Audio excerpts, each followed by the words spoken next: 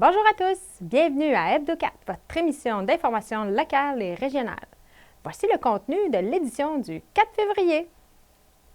Le défi Ose entreprendre, la table de concertation des groupes de femmes Gaspésie et Île-de-la-Madeleine, le concours d'écriture du journal Graffiti, une capsule recyclage sur les métaux, Recycle Plus de Haute-Tendre et votre chronique Rendez-vous.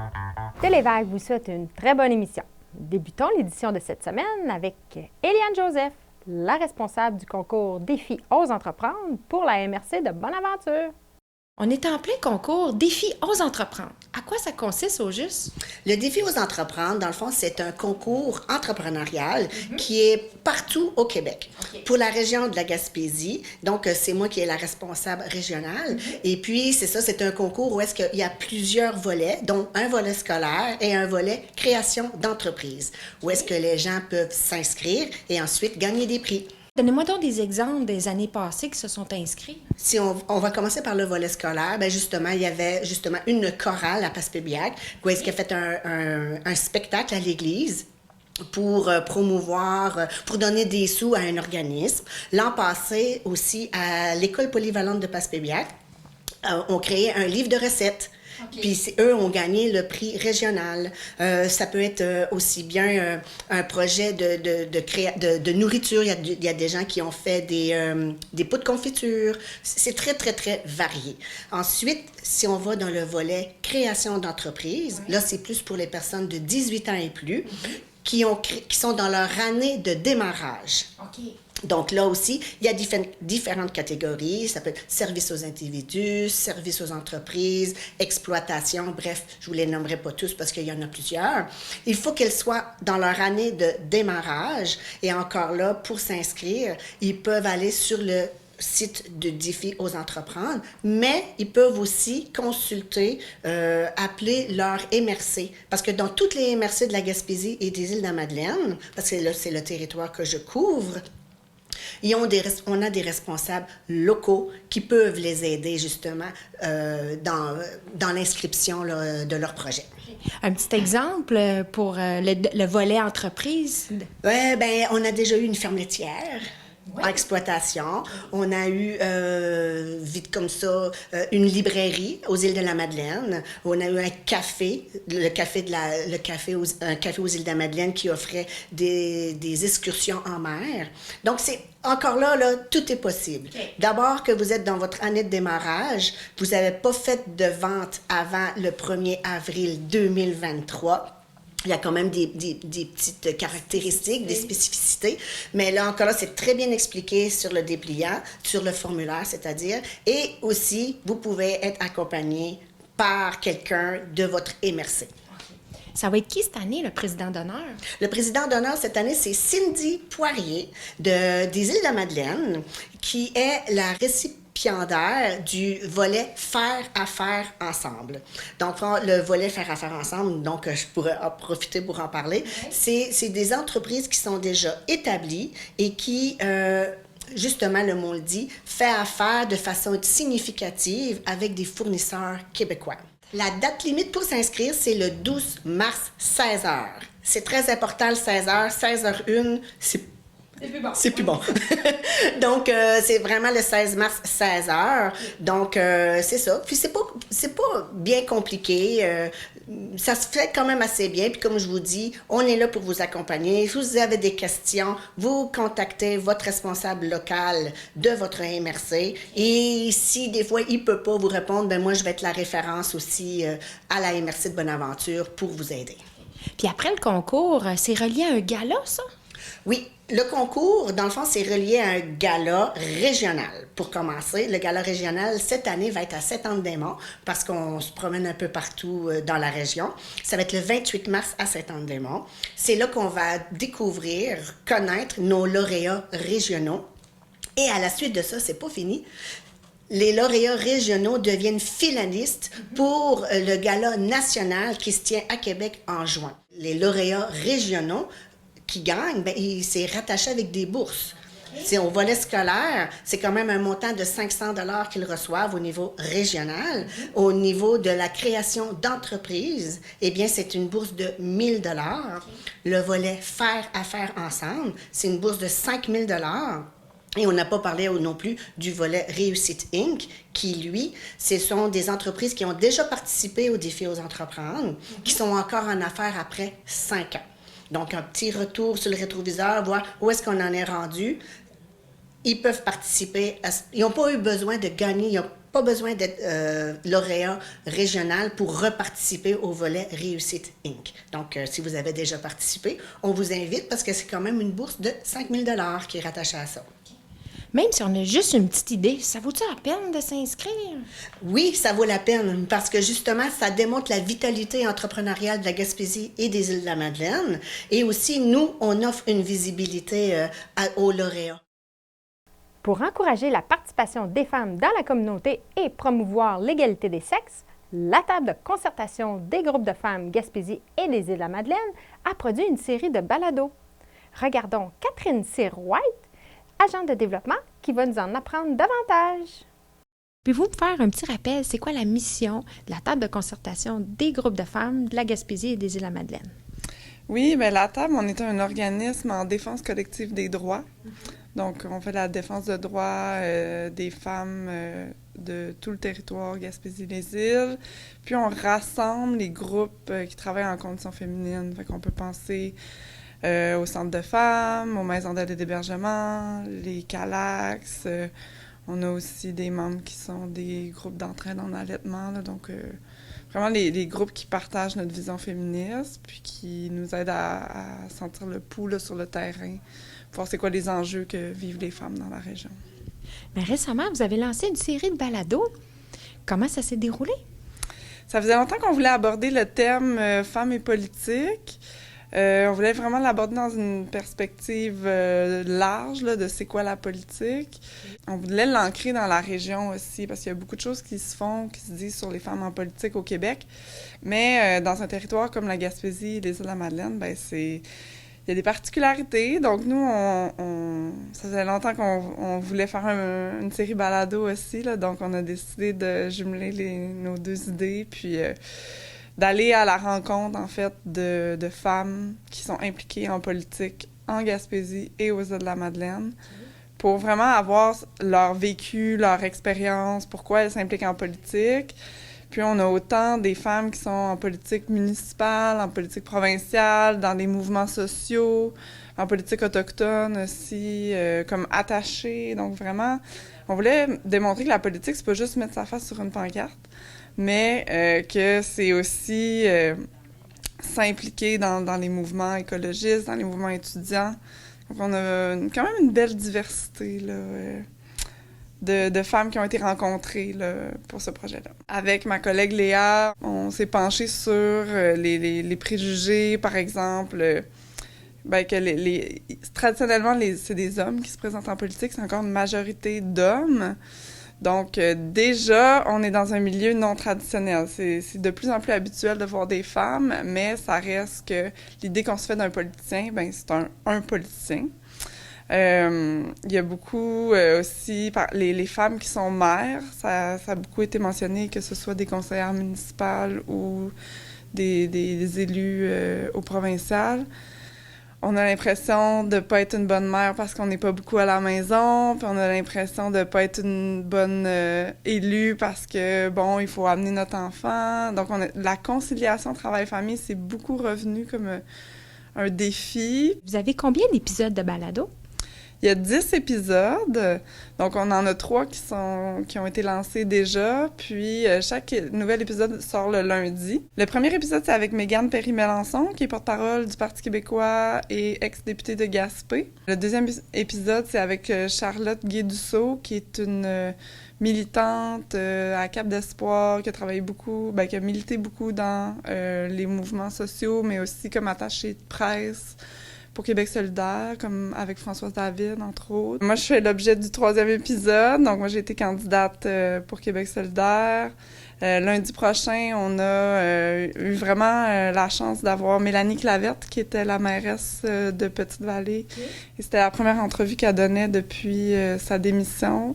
Vraiment, on était super honorés que les femmes oui, ils veulent participer. Puis Léa, l'animatrice, elle a vraiment su créer là, un super espace là, où les femmes se sont senties à l'aise de se confier sur leur expérience. Les balados sont disponibles sur toutes les plateformes, là, donc que ce soit Spotify ou Apple Podcast. Les liens vers les plateformes de diffusion sont sur notre page Facebook et notre compte Instagram. Okay. Donc la table de concertation des groupes de femmes GYM, Gaspésie-la-Madeleine.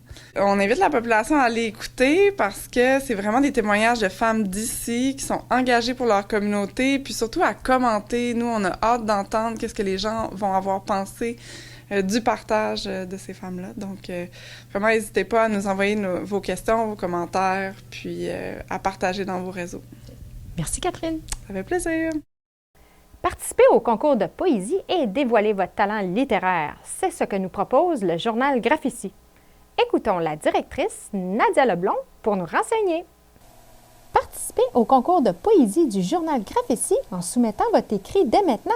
Soyez créatif et créez votre chef-d'œuvre poétique pour courir la chance de gagner un prix. Voici maintenant Nadia Leblond, la directrice du journal Graphici, qui va nous parler de ce fameux concours. C'est quoi le thème cette année? On a décidé d'y aller pour le thème qui a été décidé, c'est le thème passage. On voulait quelque chose qui était très ouvert. C'est toujours le défi de choisir un thème, de ne pas avoir quelque chose là, qui nous donne juste une ou deux directions possibles. Là. On voulait quelque chose de très, très large. Fait que ça peut être le passage dans le temps, le passage d'un mode de vie à un autre. Faites vraiment aller votre imagination. Là. C'est un thème qui peut être autant dans les émotions que quelque chose qui est physique, qui est plus tangible. Puis aussi, on a décidé d'y aller aussi pour le genre littéraire de la poésie. Depuis le début, on faisait des récits. Puis là, on a voulu aller vers quelque chose d'autre, un petit peu de la nouveauté, puis aller rejoindre les intérêts de d'autres personnes aussi. Puis on trouvait que la poésie, on en entend de plus en plus parler, je dirais, dans la région. Il y a des initiatives, il y a d'autres... Il y a des ateliers, des fois, d'écriture dans des centres communautaires, puis on entend beaucoup parler de la poésie. Fait qu'on trouvait que, justement, les gens ont cet intérêt-là pour le genre littéraire de la poésie. Fait qu'on trouvait que ça pouvait prendre une direction intéressante là, pour le concours. Okay. Puis c'est quoi vos catégories pour le concours? Cette année, on a décidé d'y aller pour une catégorie adulte, qui est 18 ans et plus. Et on a deux catégories étudiantes. On a la catégorie primaire et secondaire. Et qu'on invite les professeurs, s'ils ont le goût d'embarquer dans le projet, là, de vraiment motiver leur groupe. Et sinon, n'importe quel jeune ou ado là, qui veut le faire par lui-même à la maison, tout le monde est les bienvenus de nous envoyer leur texte. OK. Puis en quoi ça consiste, la catégorie choix du jury? En fait, c'est leur coup de cœur personnel au jury. On a un beau groupe qui revient régulièrement chaque année, qui vient. En fait, c'est un groupe c'est un cercle littéraire qui ont déjà l'habitude de travailler ensemble et de discuter sur des textes. Alors, eux, c'est vraiment par passion, là, ils embarquent avec nous et ils prennent le temps d'analyser chaque texte qu'on leur envoie anonymement, bien sûr, comme ça, il n'y a aucune idée préconçue. Fait qu'ils ont les textes devant eux. Ils se sont créés, ils ont leur propre grille pour évaluer les textes. Mais des fois, il y a des textes qui ne vont pas nécessairement cocher des cases dans certaines catégories, mais ça va être des coups de cœur sur l'idée qui a été soulevée dans le texte, la manière que c'est écrit. Fait que des fois, il y a toutes sortes d'autres raisons qu'un texte va se démarquer. Alors, on laisse la liberté à notre jury de nous dévoiler un coup de cœur. C'est selon leurs propres critères à eux. Okay. Puis, combien de mots maximum notre poème doit avoir? Ça dépend des catégories. Pour la catégorie adulte, c'est un maximum de 500 mots. Et pour les catégories étudiantes, c'est un maximum de 250 mots. On a réduit un peu lorsque c'était des récits, on avait plus de mots. Mais étant donné que les poèmes, souvent, c'est des petits bouts de phrases, des petits vers, alors on a décidé de réduire pour que ce soit plus agréable à lire et aussi pour la publication, que ça puisse être agréable pour nos lecteurs.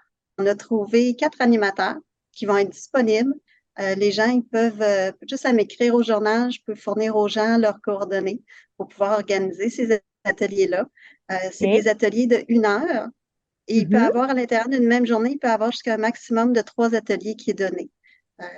Pour pas leur booker une journée en entier d'ateliers, mais ça, s'ils se déplacent une journée dans une école, là, c'est possible de faire 3 ateliers. Pour le concours, tout simplement, l'adresse que j'ai mentionnée tout à l'heure, vous pouvez envoyer les textes et toutes les informations là, plus en détail se trouvent sur notre site web qui est graphici.ca. Juste aller voir là, quand vous allez ouvrir le site, tout de suite le concours est tout de suite en haut de la page. Alors, juste à cliquer sur le lien, vous allez avoir toutes les informations. Ça explique les prix, les catégories, les dates de remise aussi, très, très important. Je vous dirais que déjà, la date pour la remise de texte pour la catégorie adulte arrive à grands pas. C'est le 23 février. Alors, j'attends les textes des adultes bientôt. Et pour ce qui est pour les catégories élèves du primaire, élèves du secondaire, c'est le 3 mai. Avec ces dates-là, ça laisse le temps au jury justement de prendre un bon 2 semaines là, pour lire les textes, les analyser, déterminer les gagnants, nous donner des petits commentaires sur d'autres textes qui se sont démarqués. Ensuite, les textes vont être publiés dans nos journaux d'avril et juin. OK. Ben, je vous remercie beaucoup, Nadia. Et on va souhaiter bonne chance à tous. Voici notre dernière chronique sur le recyclage qui traite sur les métaux, en compagnie de Laurent Gélina, chargé de projet à la Régie intermunicipale de traitement des matières résiduelles de la Gaspésie. Pour vous rafraîchir la mémoire, s'il y a des matières qui vous posent problème à savoir si ça va au bac de recyclage ou non, il y a 3 mots-clés à retenir: contenant, emballage et imprimé. Posez-vous cette question lorsque vous êtes embêté avec un article à déposer dans le recyclage. Et toujours gardez en tête qu'il y a seulement le carton, papier, plastique, verre et métal qui va dans votre bac bleu. Écoutons Laurent Gélina pour la suite du reportage. On va passer au métal maintenant. Oui. Bon, le métal, là, j'ai pris quelques exemples tantôt. J'ai été fouillé en arrière. Qu'est-ce qu'on avait? Oui. Si on commence par les boîtes de conserve. Boîtes de conserve, pas mal tout le monde sait que ça se recycle. Oui. Mais un petit truc pour savoir, pour nous aider, encore une fois, parce qu'on donne des trucs, c'est vous pouvez soit garder le couvercle comme ça, entrouvert, ou bien l'enlever complètement, mais le rentrer dans la boîte, à l'intérieur de la boîte, vous le rentrez à l'intérieur, puis vous repliez aussi la boîte comme ça, là, ça va être sans danger pour les employés, si personne peut se couper quand le couvercle est à l'intérieur, d'une part, et d'une deuxième part, ça fait juste une chose à manipuler plutôt que 2. Donc, de cette manière-là, ça facilite beaucoup le travail de nos employés. C'est sécuritaire. C'est plus sécuritaire aussi. Puis maintenant, une question qu'on se fait poser, est-ce que ça vaut la peine de retirer le papier? Oui. Est-ce que, si on réfléchit un peu, le papier, comme on le disait tantôt, il faut séparer les matières le plus possible. Donc, si vous voulez nous donner un petit coup de pouce, puis augmenter le taux de recyclage des matières, enlever le papier, ça va permettre de le recycler effectivement. Parce que quand il est laissé sur la boîte de conserve, malheureusement, ça va être chauffé à tellement haute température, le métal, pour être recyclé, que le papier, lui, il va brûler. Donc, le papier ne sera pas recyclé si vous le laissez sur la boîte. Mais si vous l'enlevez, puis vous mettez les deux séparément dans le bac bleu, de cette manière-là, le papier, on va pouvoir le diriger avec les autres papiers, puis le recycler. Pour l'aluminium, maintenant, là, on se demande souvent si l'aluminium va au bac bleu quand c'est souillé. Quand c'est pas souillé, je pense que c'est assez clair pour tout le monde. Les assiettes d'aluminium ou le papier d'aluminium, on peut le mettre au recyclage. L'aluminium, ça va consommer 92% moins d'énergie que d'utiliser des matières premières. Quand on utilise, disons qu'on construit un vélo en aluminium, si on construit à partir d'aluminium recyclé, ça va ça va consommer 92% moins d'énergie que si on prenait de l'aluminium vierge. Donc, c'est vraiment bon pour l'environnement. Puis l'aluminium, ça se recycle à l'infini aussi. Donc, c'est très, très précieux comme matière. Donc, on encourage les gens à le mettre au bac bleu. Puis là, quand il est souillé, l'aluminium, c'est une matière assez exceptionnelle, comme l'acier aussi, parce que c'est fondu à tellement haute température qu'il pourrait même rester un petit peu. Vous faites des barbecues l'été. C'est ça, ouais. Vous faites des barbecues, vous faites des tortillas de légumes. Les légumes, des fois, sur le barbecue, ça va cramer un petit peu. Hein? Ouais. Ça va noircir, ça va coller au fond. Ben, même s'il en reste, vous enlevez le plus gros. Puis Ok. même s'il reste un petit peu d'oignon brûlé au fond, ben, vous refermez ça.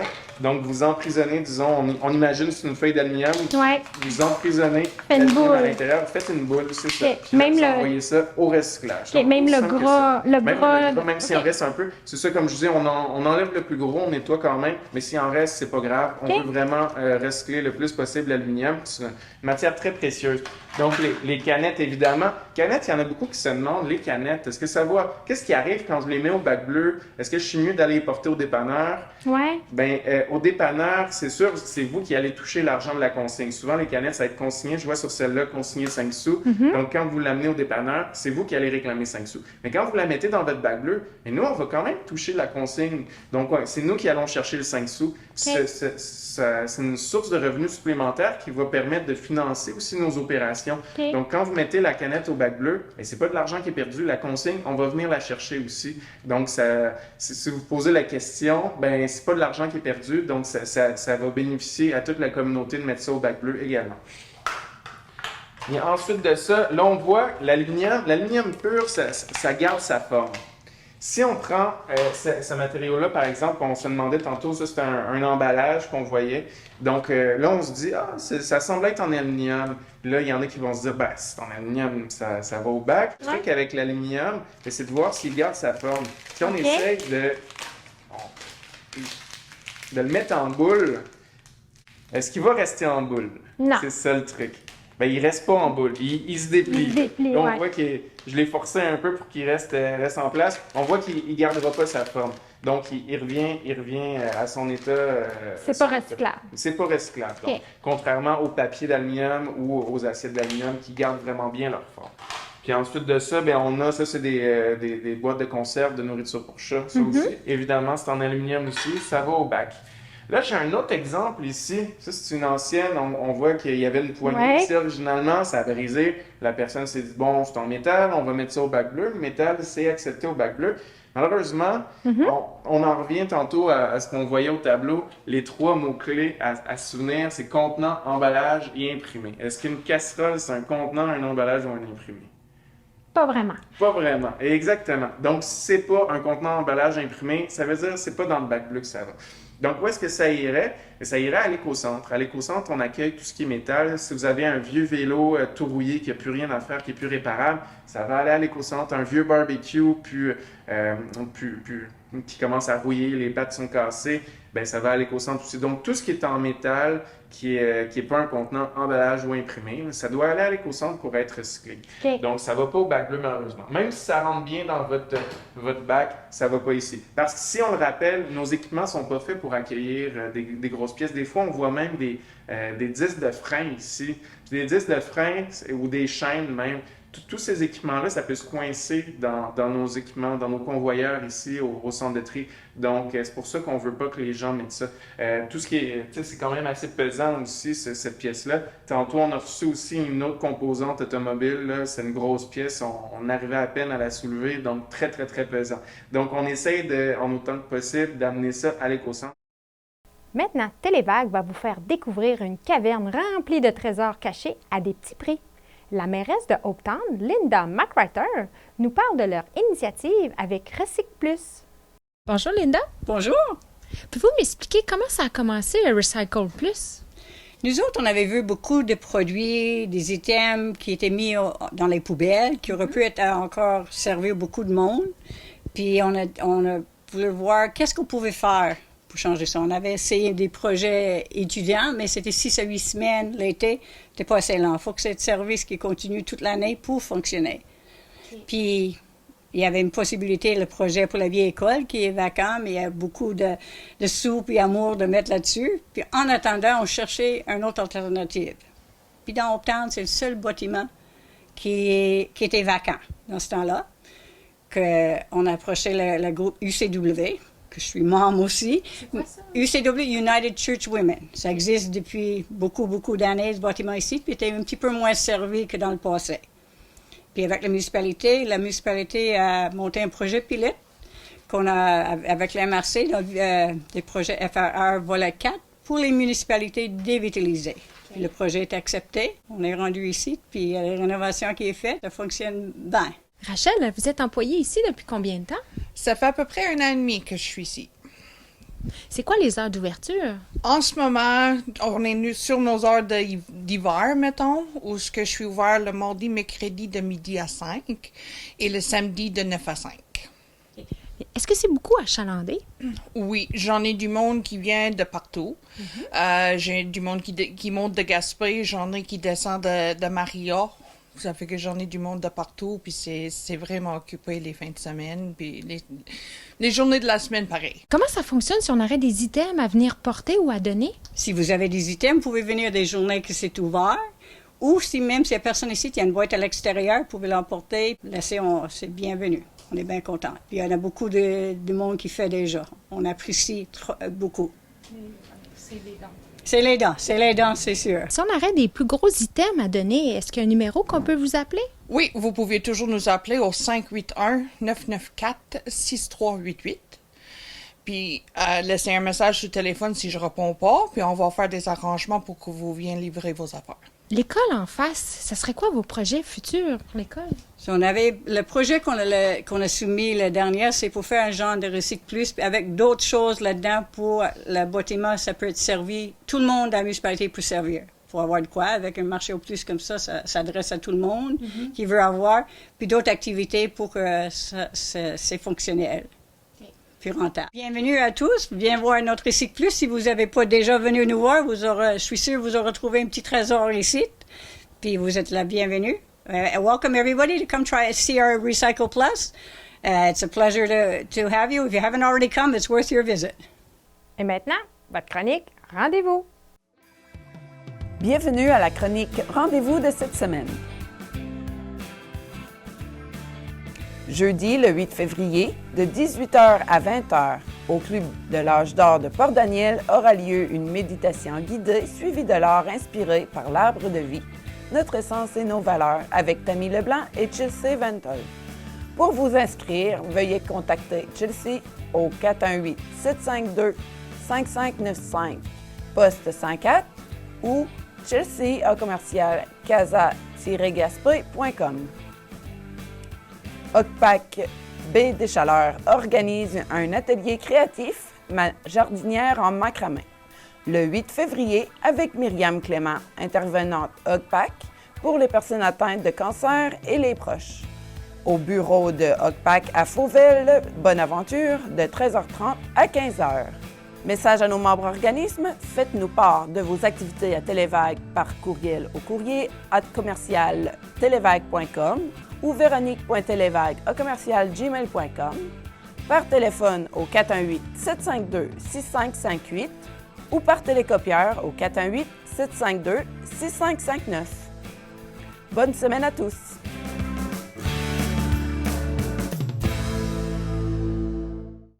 Ceci termine notre édition d'Hebdo4 du 4 février. Merci beaucoup pour votre écoute et rendez-vous la semaine prochaine pour une nouvelle émission d'information locale et régionale. Passez une bonne semaine!